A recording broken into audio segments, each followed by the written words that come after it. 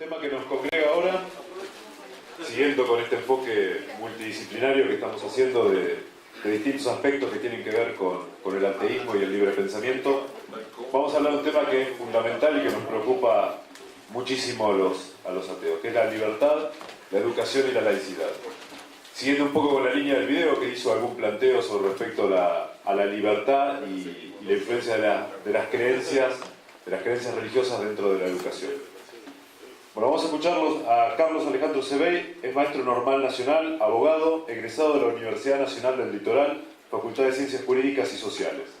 Asesor ministro de Educación de la Nación, 1985-1989. Consejero General de Cultura y Educación desde 1996 hasta el 2006. Asesor en revisión de la normativa educativa del Consejo General que integrara desde febrero del 2008 y continúa. Luego, Alejandro. En realidad me gustaría primero agradecer la invitación. Losada se ha tomado un riesgo por haberme escuchado una sola vez. Espero que lo que escuchó aquella vez no sea muy diferente de lo que diga ahora. Y algún otro también me ha escuchado hace un tiempo. De cualquier manera, me pareció importante empezar este tema haciendo algo que hago cuando trabajo con mis colegas docentes en otros aspectos de la temática educativa, que es contar un poco de dónde vengo. Pues me parece que puede ilustrar sobre el común denominador de mucha gente en este país y cómo las diferentes circunstancias de vida influyen o contribuyen o ayudan a que determinadas cosas vayan pasando en la vida de uno.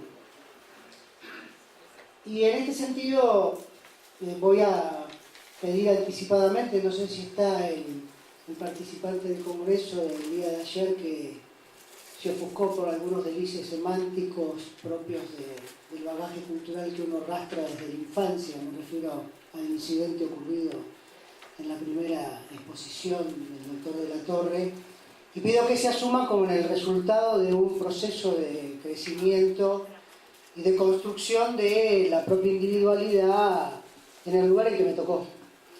Así que lo primero que debo decir es que yo soy un hijo de la clase media argentina, hijo del bancario de provincia y de maestra de primaria que se jubiló de vicedirectora con un solo cargo, lo que ya estoy diciendo en tiempo histórico. En realidad, maestras de un solo cargo hoy no queda ninguno.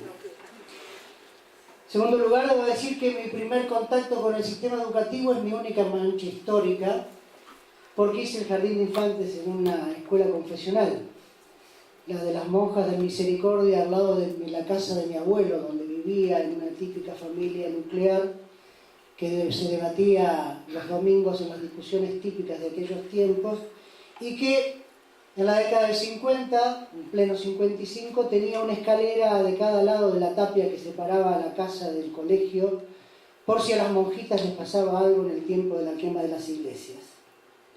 Después hice la primaria en una escuela Laínez.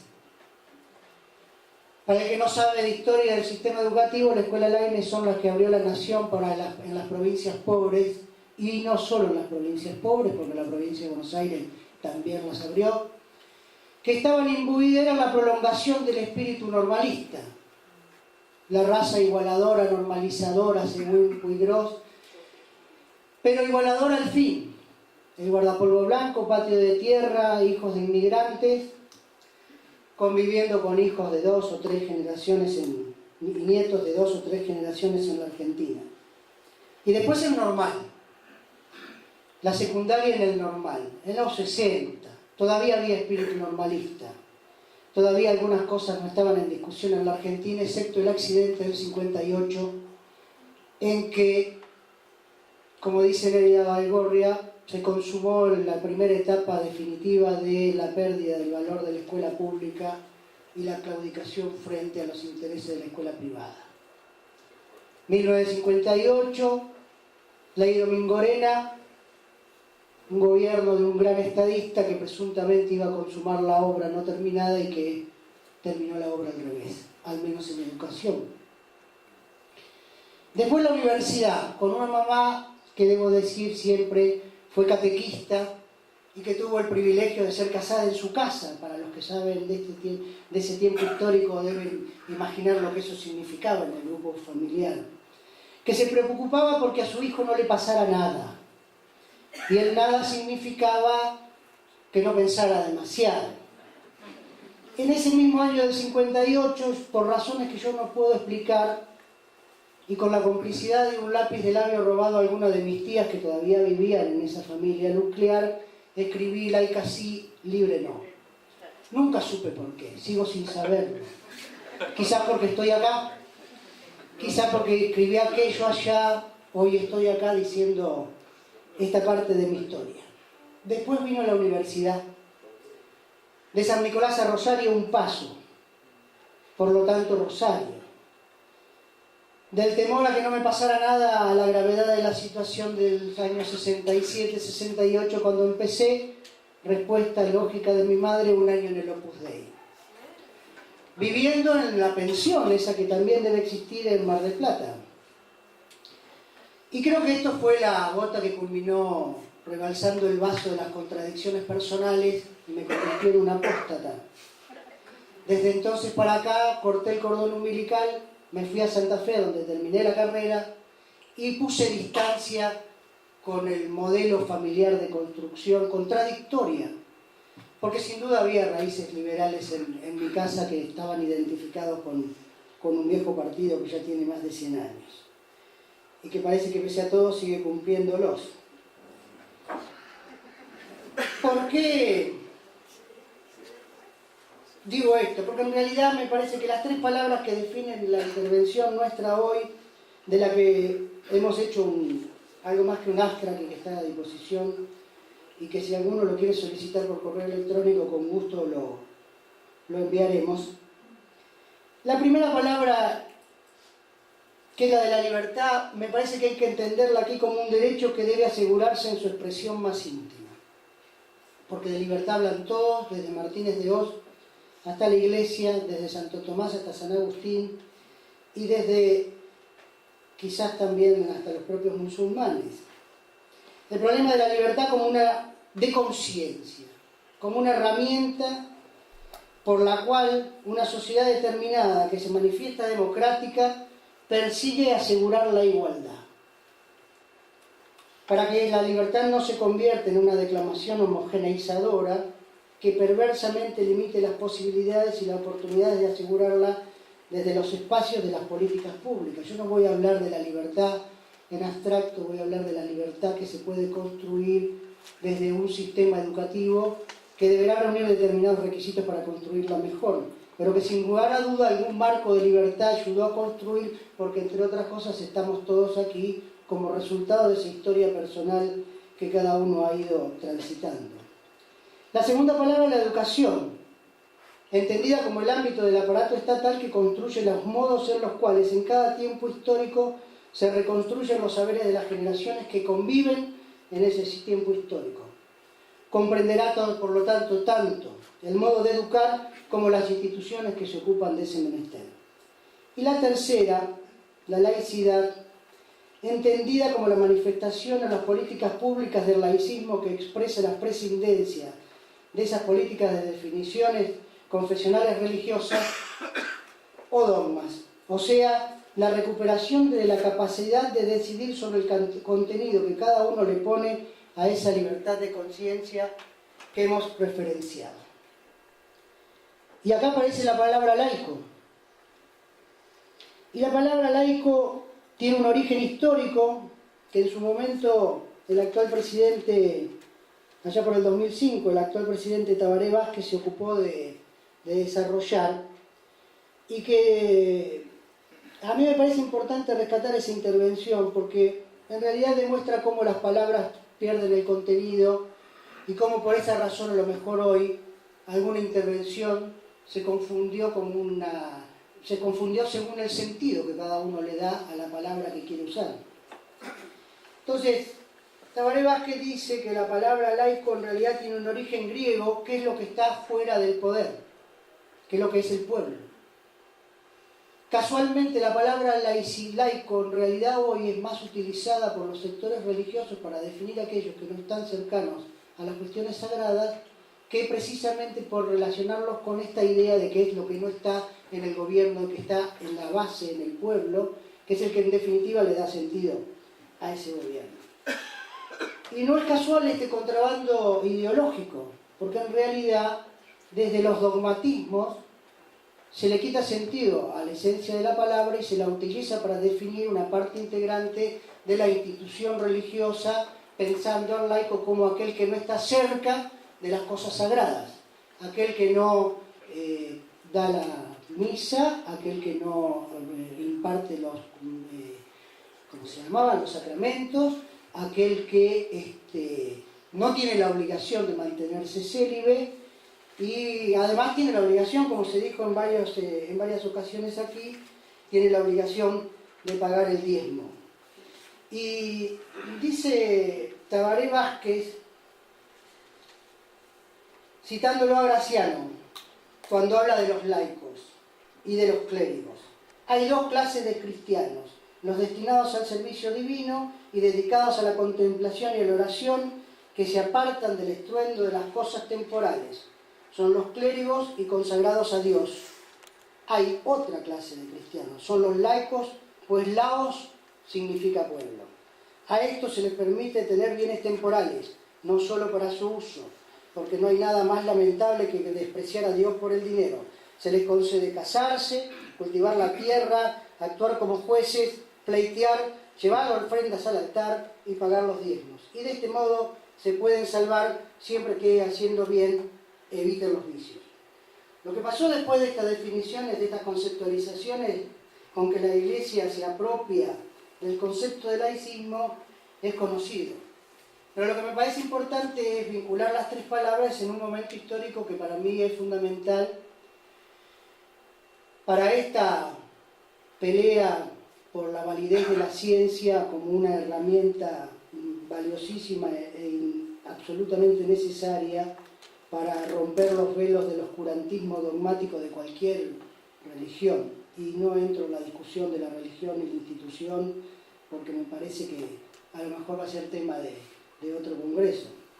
Pero lo que sí quiero decir es esto: el primer reclamo de educación, entendida como la posibilidad de leer y escribir, y hoy diríamos mucho más cosas, pero entendida como leer y escribir, fue inscripta en el reclamo de los revolucionarios de la Revolución Francesa en 1789 por los sans-culottes, que para los que no lo entienden son los que no tenían calzoncillos porque no tenían plata para ponérselos. Era el chiripá del gaucho el culot, para ponerlo en la historia de la Argentina. Los sans-culottes inscriben el reclamo de la educación, porque en realidad la educación entendida como leer, sumar, restar, dividir y multiplicar, y escribir obviamente, porque, como se dijo por allí en alguna intervención de los diálogos que provocó la película, el que no lee no sabe. Y si bien la imprenta rompió el control del libro escrito manual que quedaba en la biblioteca de Humberto Eco en el nombre de la rosa encerrado detrás del control del veneno, no es menos cierto que la imprenta no consiguió provocar el cambio fundamental que sí consigue la Revolución Francesa cuando inscribe a las políticas de los estados democráticos la idea de la educación como una herramienta igualadora, liberadora, que construye fraternalmente modos de pensar libres que reemplazan la creencia divina por el resultado del proceso de la razón. No por nada los revolucionarios endiosaron a la razón, porque la razón, después de Montesquieu y después de Diderot y después de D'Alembert, fue la herramienta que rompió la unidad monástica, teocéntrica de la Edad Media y el arrastre que eso significó en el anciano régimen. Si no se entiende esto, no se entiende lo que pasa en la escuela. Si no se entiende lo que significa aprender a leer y escribir, no se entiende por qué la ciencia puede ser usada mal o bien. No se entiende por qué se puede dirigir el resultado de la investigación científica en una determinada dirección o en otra dirección. Porque en realidad lo que los revolucionarios franceses estaban pidiendo era un espacio de libertad para pensar sin límites. Y fíjense, ningún régimen condenatorio de privación ilegítima de libertad puede limitar la libertad de conciencia. Y cuando lo ha hecho, ha sido en las peores épocas de la dictadura militar, donde se prohibían determinados libros adentro, pero también se prohibían determinados libros afuera. Este concepto de la educación como espacio de construcción de la laicidad necesaria para que la escuela no sea un ámbito de construcción confesional, no puede imaginarse sino en el marco de un Estado democrático, de un Estado que respete las libertades públicas y que garantice lo que en la historia de la Argentina se conoce después como la igualdad de posibilidades y de oportunidades. Ahora bien, yo dije, lo podemos pasar, que la tensión que se plantea ahora entre el laicismo y lo confesional está vinculado con que lo confesional construye, como se vio claramente en la película, y agradezco que la hayas puesto justo allí, en esta forzosa construcción de un modo de pensamiento que no permite la discusión, porque en realidad lo que tuvieron en común todas las intervenciones que el autor del documental hace con relación a los distintos sectores religiosos a los que va entrevistando es ese momento del silencio frente a la pregunta, de la ausencia de la respuesta, que en realidad, y esto es verdad, tengo una hija de un año y medio y esto, cuando la pregunta del por qué no se puede contestar, o se dice uno porque sí, en realidad lo que está haciendo es construir la confesionalidad de la respuesta. Porque el porque sí es la prolongación de ese modo mágico de pensar que da por sentada la respuesta. Entonces, cuando una maestra jardinera contesta porque sí, por suerte las maestras jardineras no contestan porque sí, aunque las cosas están mal en la escuela, no están tan mal como para esto. Cuando alguien contesta porque sí a su hijo, en realidad lo que está haciendo es consolidando su incapacidad de pensar. Y esta consolidación de su incapacidad de pensar significa consolidar su imposibilidad de imaginar otra respuesta que no sea el porque sí. Las religiones dan las respuestas del porque sí, y la escuela, en la historia de la Argentina, vivió peleando por definir si daba las respuestas de la religión o si daba la respuesta de la ciencia. Y este debate no está cerrado en la historia de la Argentina. Y yo quiero dejar planteado algunos hitos históricos que me parecen interesantes mencionar, no sin antes decir que en 1965, en esta misma ciudad de Mar del Plata, el entonces director general de escuelas de la provincia de Buenos Aires, Francisco Latrubeque, cuando era gobernador Anselmo Marini, en un encuentro internacional de educación dijo: el principio del laicismo en el área de la enseñanza ha seguido desde su aparición. Esta es una definición, la de la transparencia, del diccionario de la Real Academia Española, no es una definición de política educativa. Dice Latrubeque: el principio del laicismo en el área de la enseñanza ha seguido desde su aparición la evolución de la moderna sociedad democrática, y en ese sentido contiene y postula la idea de que la educación se realice en condiciones que la aseguren contra toda intolerancia o dogmatismo. Es la propia sociedad democrática la que quiere afirmarse, demandando la libre formación de la personalidad, cimiento de una comunidad abierta a todos los valores de la cultura humana. Y agregó también: el laicismo no es una mera cuestión pedagógica de religión en la escuela, sino una actitud, una postura filosófica amplia frente a todas las manifestaciones de la cultura y de la vida, y cuyos núcleos esenciales son la libertad y no exclusión de ninguna idea o doctrina. Postula que no hay conceptos o principios absolutos, sino modos de hitos, de puntos de partida para nuevos e incesantes progresos. No rechaza la trascendencia del hombre, pero estima que esa dimensión metafísica debe brotar del propio ser y definirse por propia determinación, ya sea en sentimiento religioso personal, ya en alguna religión positiva, ya en una concepción propia. En tal sentido, dentro del laicismo, entre el estudio y el examen de las religiones, pero sin imponer o coaccionar para que se adopte una determinada. La libertad de enseñanza debe ser aquí libertad para conocer al mismo nivel a todas las religiones. Pero ¿cuál es la tradición de la Argentina? La ley 1420 de educación laica, gratuita, asistencial y obligatoria es el resultado de un proceso que empezó antes. ¿Por qué es el resultado de un proceso que empezó antes? Porque empezó con el gobernar espolar de Alberdi y siguió con las presidencias fundadoras de Sarmiento, Mitre y Avellaneda, y con dos hitos previos que son centrales. Por un lado, la ley de matrimonio civil, que ya Nicasio Oroño, siendo gobernador de Santa Fe, y esto es una ventaja con los de La Plata, porque no estudian historia del interior, había implantado porque tenía el problema en Esperanza y en Rafaela. Todos los alemanes, ingleses, franceses, judíos y turcos que estaban ahí eran concubinos y tenían hijos naturales, apóstatas predeterminados, porque no había posibilidad de contraer el matrimonio civil. La ley se dictó en la provincia de Santa Fe con aplicación nada más que en su ámbito territorial, y después vino la ley de matrimonio civil.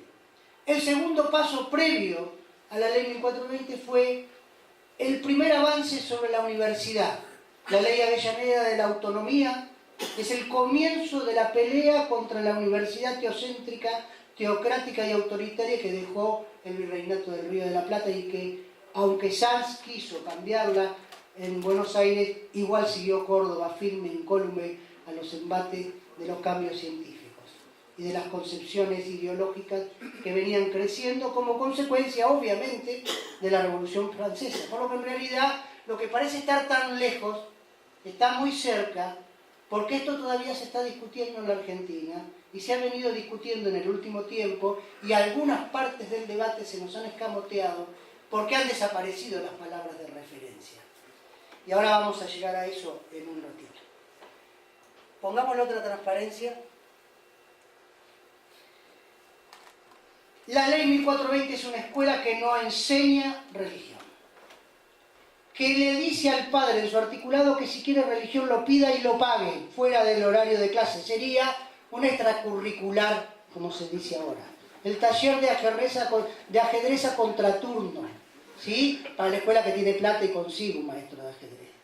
Esto era para la ley 1420 la enseñanza de la religión. Esa ley 1420 se multiplicó a partir del primer gobierno de Irigoyen, cuando se aumentó fuertemente la matrícula de la escuela primaria, que era la única que era obligatoria. Y la escuela, hasta la ley 1420, era una escuela de un maestro sin título que aplicaba la letra con sangre entra y el puntero y el gorro de burro. Y a partir de ahí siguió aplicándolo, pero masivamente. Porque en realidad convengamos que los tiempos pedagógicos no cambiaron sustancialmente entre la preescuela del maestro autorizado a dar clase al que los padres le pagaban y la escuela oficial que construyó la República de la generación del 80. Esa escuela laica se mantuvo y fue lo que algunos autores llaman la educación normalizadora, por esto de los maestros que vinieron con Sarmiento y abrieron los normales. Maestros que llegaron de Estados Unidos y que construyeron esa imagen que todavía perdura de la vieja directora de escuela primaria de guardapolvo almidonado que olía bien y que era puntilloso en el cuidado de los detalles, porque la imagen del maestro era el espejo en el que se miraba el alumno. Y era el que servía de referencia para la idea de la movilidad social, porque en realidad no hay posibilidad de imaginar una escuela que desarrolla posibilidades y oportunidades si al mismo tiempo no hay una sociedad que desparrama posibilidades y oportunidades. De alguna forma, las dos cosas iban paralelas en este proyecto, más allá del agotamiento de los modos de acumulación y de quién se queda con la renta de la Argentina a lo largo de la historia. Pero esa escuela se construyó y se completó en 1918. El día de ayer se leyó una salutación proveniente de Córdoba, de una organización afín con los que organizan el Congreso, que se llama Deodoro Roca. No por casualidad se llama Deodoro Roca. Deodoro Roca escribió el manifiesto liminar de la reforma universitaria y ahí habla del maestro que enseña amando y que le da un toque poético a los años del comienzo de la presidencia de Irigoyen y que marca para la historia de la educación universal la idea de la universidad que debe devolver lo que recibe del impuesto que la sirve. Es decir, cada uno de nosotros pagamos la universidad pública y la extensión universitaria como aporte, además de la lucha por sacar a la corda frates y eliminar la misa de colación de grados, porque en Córdoba había misa de colación de grados. Una de las fracciones universitarias en la que yo tengo algo que ver en mi pasado, se llama como se llama Franja Morada porque usaron la tira del obispo para hacer la bandera de la Reforma. El color de la bandera de la Reforma universitaria es el morado, y no es el morado por casualidad, porque en realidad Córdoba era la concentración acabada del pensamiento vertical, centralista, de la verdad revelada que no permitía avances científicos. Estos elementos que configuran la base de la idea de la laicidad en la historia de la Argentina, que van todos juntos en mi opinión, matrimonio civil, ley universitaria de Avellaneda, ley 1420 y ley la autonomía universitaria y el cogobierno a partir de 1918, son un todo que desde los sectores de la verdad revelada debe ser destruido. Y como dice, y ya lo dije, Nélida Baigorria, el hilo de Ariadna empieza temprano. Empieza en la década infame y empieza por la implantación de la enseñanza religiosa en las escuelas. Que no es casual. Porque en realidad el problema de si la gente piensa o no piensa tiene que ver con el modo en que el poder se ejerce en una determinada sociedad. Y esto que es político, es inevitablemente político y debe ser inevitablemente político, aunque estemos en un congreso que tiene otro eje de discusión. Porque en realidad no hay asepsia en esto, hay intencionalidad siempre en esto. El tema es que los modos en que lo revelado se manifiesta a lo largo del tiempo son distintos y no se repiten mecánicamente. Y por lo tanto, en este tiempo histórico donde la computadora le sirve a los reveladores de la única verdad tanto como a nosotros, el espacio de la pelea es mucho más complejo y es mucho más difícil, porque en realidad es mucho más fácil aceptar que se nos den las verdades reveladas que tomar el desafío de construir la propia verdad.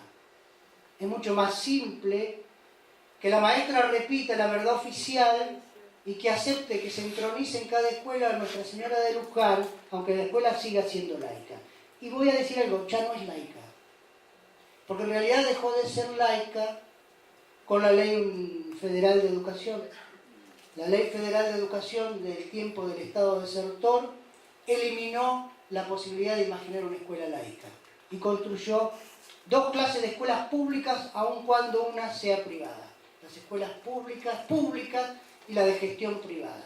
Es como si que reciben subsidios, y no voy a discutir el tema de los subsidios, si después quiere alguno mi opinión, la puedo dar, pero no es el tema. Lo que quiero decir es esto: gestionan fondos públicos y son públicas, pero en realidad no rinden cuentas, los docentes no son sumariados, las confecciones religiosas no son investigadas y la medición de los resultados educativos no se hace. Esto es como que yo le doy plata a la cooperativa de la esquina y digo que se convierte en un ente público porque le di un subsidio. La legalización de la división y la competencia entre los dos sistemas está claramente establecida por la Ley Federal de Educación, y la Ley Nueva de Educación la mantiene. Ustedes van a encontrar referencias al pensamiento crítico, ustedes van a encontrar referencias de objetivos de política educativa relacionadas con la construcción de la ciudadanía, ustedes van a encontrar definiciones interesantes relacionadas con el medio ambiente, con la problemática de las discriminaciones sexuales, religiosas y de todo tipo, pero no van a encontrar ninguna referencia clara a la idea de la libertad de pensamiento entendida como la ausencia de posibilidad de que la confesión religiosa entre al establecimiento educativo. ¿Y saben qué es lo que pasa? En el conurbano, en las escuelas se toma la comunión, porque no hay parroquias, pero el cura va, catequiza y da la comunión en la escuela, y la cooperadora participa, y la directora de la escuela ayuda, y los padres acompañan. Y esto es muy peligroso porque en realidad genera conductas sociales que van a ser muy difíciles de erradicar.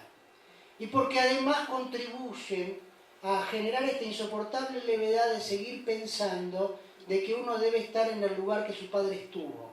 Hay casi cuatro generaciones de argentinos que no saben lo que es un despertador, porque ninguno se levanta a trabajar. Y en realidad el no levantarse a trabajar es un paso más a la idea de lo místico y de lo mágico, y un paso más a la imposibilidad del pensamiento crítico, y un paso más a la aceptación de lo inevitable como un círculo vicioso que se repite y del cual yo voy a contar una sola anécdota. Hace poco tiempo, 5 años creo, estuve festejando en una escuela los 25 años de un centro educativo complementario. Ustedes saben que un centro educativo complementario es una institución escolar que recibe a los chicos del turno de la mañana para que coman y hagan los deberes en aquellos lugares de alto riesgo social. O sea, es como una escuela complementaria, una guardería institucionalizada con contenido pedagógico para la primaria.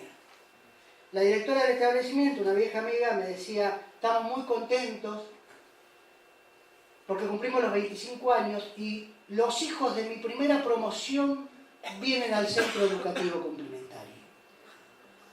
Que eso lo diga el director del normal de mi pueblo, porque el nieto de la primera promoción viene, vaya y pase. Pero que se diga y se afirma esto en un centro educativo complementario que sirve para contener las necesidades insatisfechas de los grupos familiares, es como decir estamos peor que antes, porque en realidad retrocedimos 25 años. Perdimos una generación y vamos a perder otra. Y todo esto se vincula con esta incapacidad de enfrentar la escuela, los problemas que vienen de afuera y que explotan con la violencia escolar y que explotan con las familias que hacen abusos en sus propios domicilios y que explotan con todas las problemáticas que sobrecargan a los docentes y que no les permiten lo central. Lo central es enseñar y aprender, lo central es pensar, lo central es elegir, lo central es optar, lo central es buscar racionalidades en las respuestas que deberían dar los contenidos pedagógicos que cada una de las materias tiene. Yo había pensado otras cosas y como de costumbre me fui para otro lado, pero yo quiero rescatar un texto que tomé de un viejo amigo que es Osvaldo Álvarez Guerrero, falleció hace poco. Osvaldo Guerrero fue gobernador de Río Negro, tenía una revista muy interesante, y allí sacó un artículo sobre un autor francés, Jacotot, que era maestro en la época de la Revolución Francesa y que fue marginado por la restauración monárquica en 1818, confinado a Bélgica. Dice, citando a Jacotot Álvarez Guerrero, la emancipación de los pobres no es equivalente a la instrucción y formateo del pueblo. La igualdad es la inteligencia, una igualdad no impuesta ni por la ley ni por la fuerza, sino por el despertar de la conciencia individual. A nadie le está negado aprender, siempre y cuando confíe en que aprenderá. Y para ello, para establecer esa confianza del que tú puedes saber, está el maestro emancipador, no para explicar una sabiduría reproductora de las injusticias y así naturalizarlas y admitirlas como normales, no para reconocer la división entre los sabios y los ignorantes, los inteligentes y los tontos, los capaces y los incapaces. Jacotot pertenece a esa tradición magnífica de los maestros que desde Sócrates revelan las ignorancias establecidas de un tácito estatuto del privilegio que preconiza lo inexorablemente desigual. Lo más agresivo de sus teorías y de sus prácticas fue su condena despiadada y victoriosa sobre lo que él llamaba el orden explicador, que nos toma a todos como seres inferiores. Me parece que esta reflexión de Álvarez Guerrero sobre Jacques Cocteau me va a permitir terminar retomando algo de lo que había esbozado. Y yo usé una palabra hace un poquito, que es lo de la pelea. La pelea, por el sentido de las palabras y su vaciamiento, muestra en este caso, en el de la densidad, cómo lo que originariamente se refería al honor religioso se convirtió, dogmatismo mediante, en parte integrante de lo que su esencia negaba. Para nosotros el pueblo no es el pueblo laico de alguna confesión religiosa o algún dogmatismo sectario.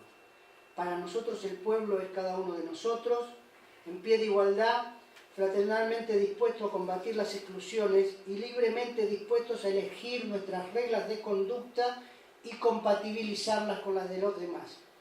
Esos otros que nos acompañan en el tiempo histórico que nos toca vivir. ¿Por qué, en conclusión, la escuela debe ser laica?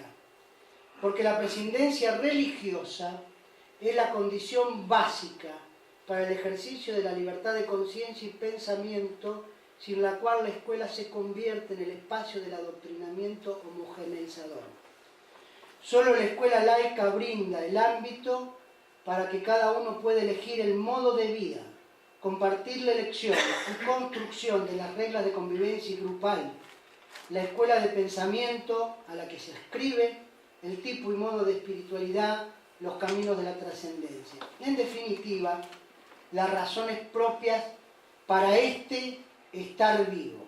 La escuela que adoctrina solo crea ilusiones de vida. Me alegro de coincidir con el final de la película. Nada más, muchas gracias.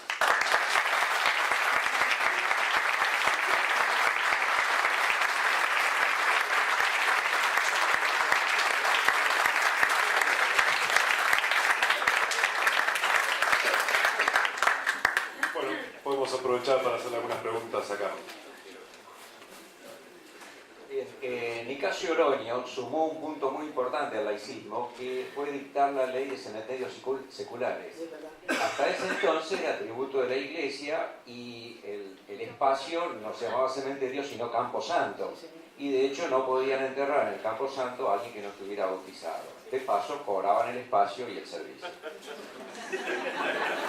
Lo hizo Rivadavia primero cuando, en 1821, convengamos. Y lo siguen haciendo. No, digo, Rivadavia echó a los recoletos. La Recoleta es la Recoleta por los recoletos. Eran los agustinos recoletos y convirtió a la Recoleta en un cementerio civil en 1821.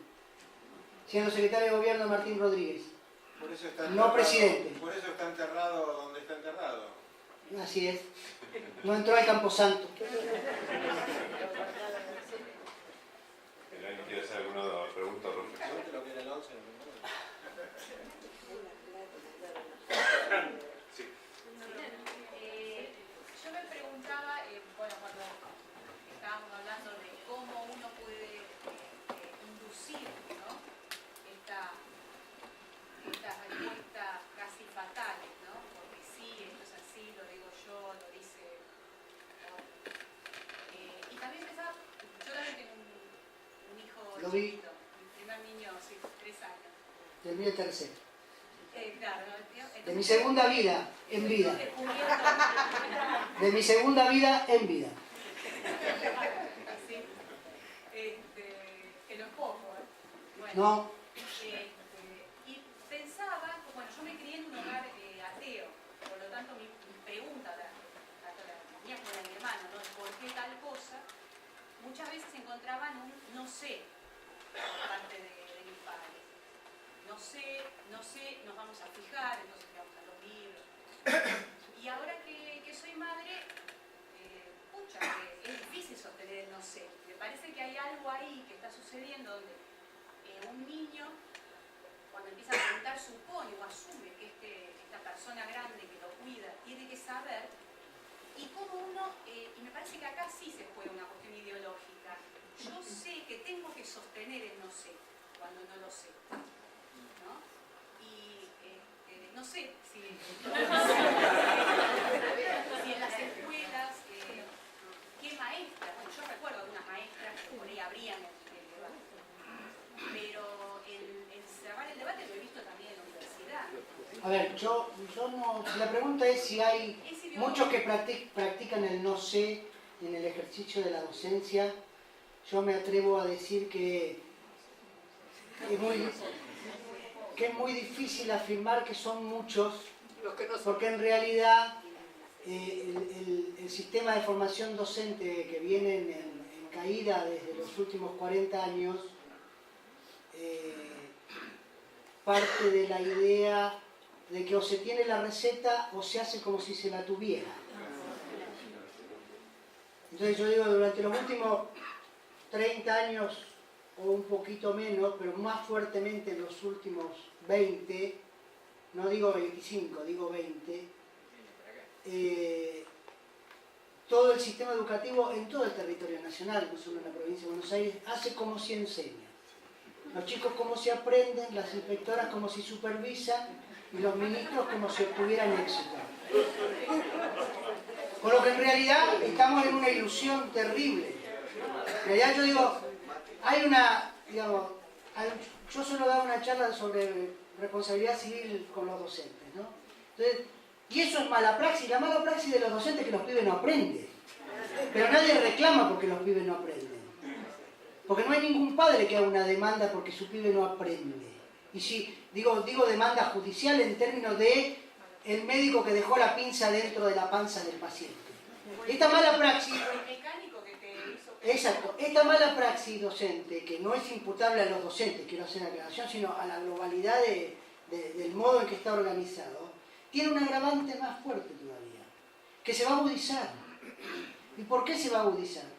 Porque el bagaje cultural de los que entran en la formación docente de grado en cualquier lugar del país está depreciado como resultado de las aplicaciones de las diferentes políticas educativas de los últimos 20 años. Entonces, yo tengo una muy mala imagen para transmitir desde este punto de vista. Usted quiere saber cómo le va a ir a su hijo, mire a su maestra. Si su maestra huele como el pibe, habla como el pibe, escribe como el pibe y se viste como el pibe, le va a ir mal, porque no hay espejo. Y yo sigo creyendo que el espejo es el saber, no es el no sé. El no sé abre la puerta a la construcción del saber conjunto. Entonces, me parece que estamos en un muy mal momento que va a empeorar, porque además hay otro condicionante. Recién están ahora entrando, digo esto por si hay algún docente que trabaja, recién están entrando ahora al sistema los hijos del 2001-2002, cuyos rendimientos académicos van a ser peor que los hijos de los 90. Porque en realidad yo no hablo de los sectores que cruzaron el 2001 y el 2002, hablo de los sectores que se cayeron fuertemente y profundizaron su caída en el 2002. Porque esos están entrando ahora. Entonces, yo digo, los docentes hoy tienen, y termino con esto porque mis respuestas son largueras y no ayudan, están en estado de indefensión pedagógico porque no entienden a los alumnos que tienen. Y cada vez los van a entender menos porque además nos quedamos hasta el tiempo de María Castaña y no nos jubilamos. Entonces la brecha generacional es cada vez mayor. Primer dato. Segundo dato, tienen un estado de indefensión cultural porque no entienden los códigos de los chicos y van a seguir entendiendo lo menos. Y encima están indefensos jurídicamente porque no saben dónde están parados y cómo cuidarse. Entonces, son el negro de la kermés. Tírenle al negro. Cuando falla algo, paga la escuela. En vez de pagar el Estado, paga la escuela. Y cuando paga la escuela, pagan los docentes. Alejandro, tenés la pregunta. Sí. Yo también tengo una hija que va a la escuela primaria.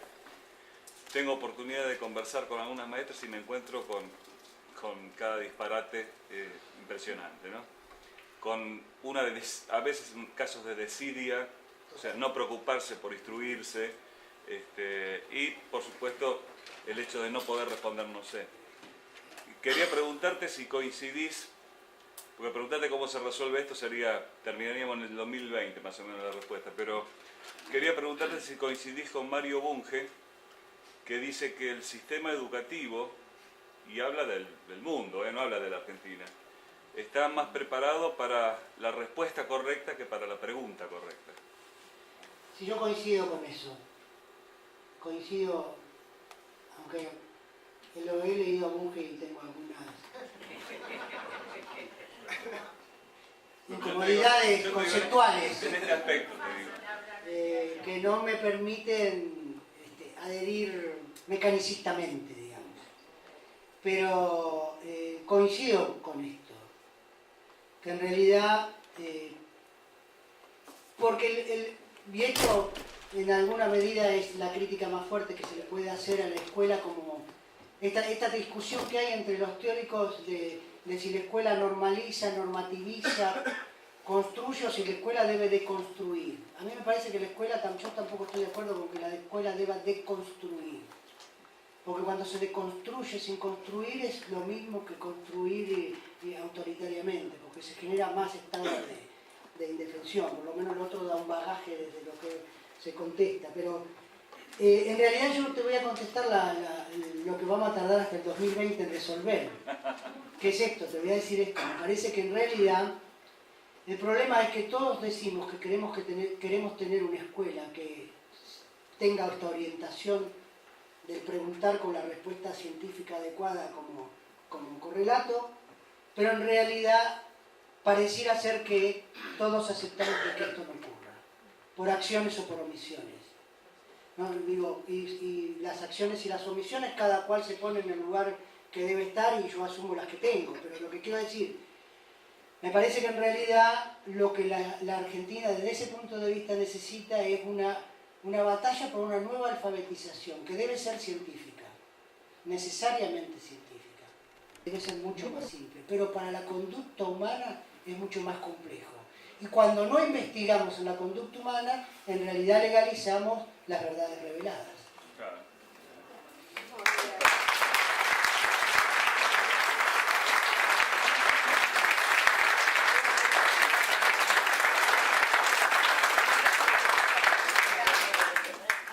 Abusé del magisterio. Pido disculpas. Bueno, Carlos, muchísimas gracias. Un placer tenerte.